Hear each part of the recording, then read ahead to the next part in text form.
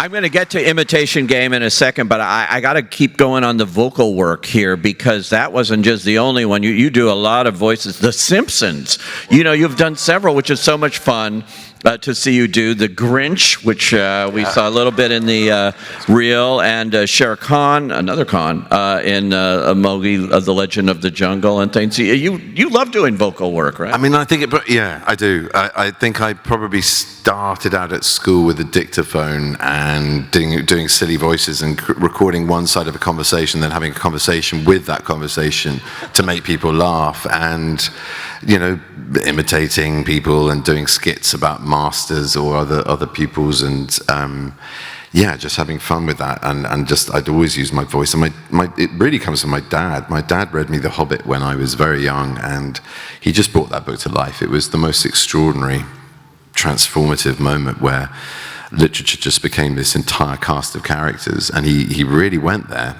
Not as embarrassingly full on as that clip of me flailing around on a carpet.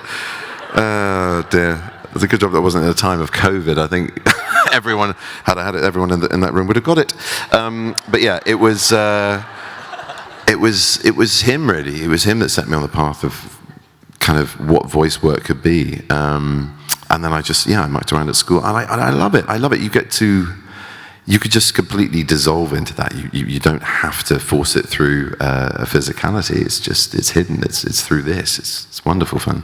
It's amazing, and all these movies have been seen by millions and millions of people around the world, which is why you get the reaction you get too, because your career has gone out, and covered so many generations and different ways too. And I have to say, you've made a cottage industry of late in playing Doctor Strange, and it's so good. I mean, thank you. To have been in the Avengers movies and Thor and your own standalone, and now we're going to see this year another standalone Doctor Strange.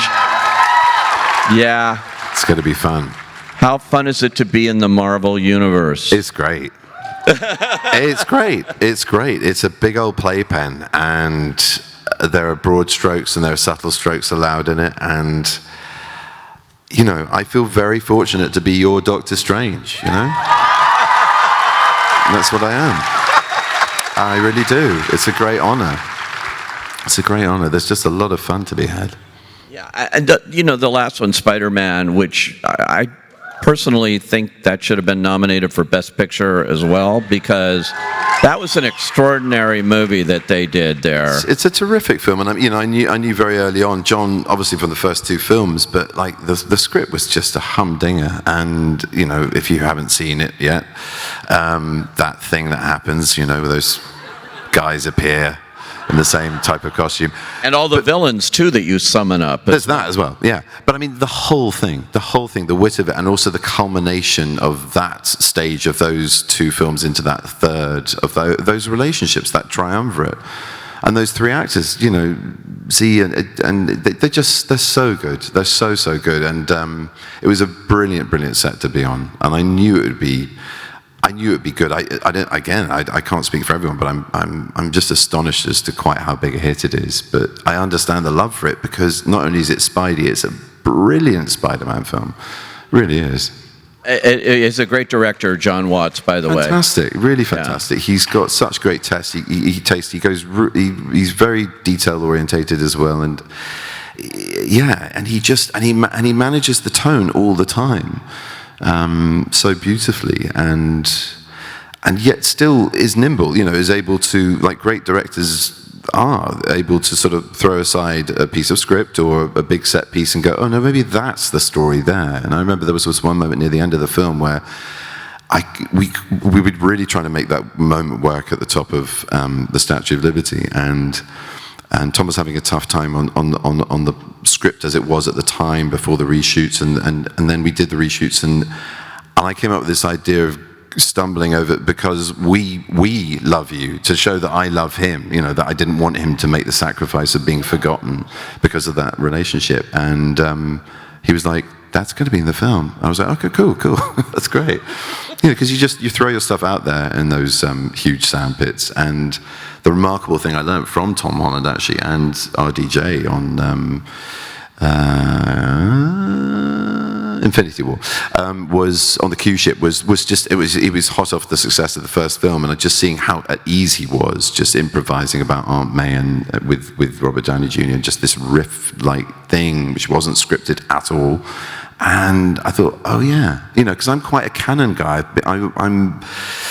I was born aside the trunk in England, near Stratford-upon-Avon. So it's about the text, and to be free with that, to have some maneuverability in it, and to be able to improvise. That was on such a large canvas. That was a real eye-opener.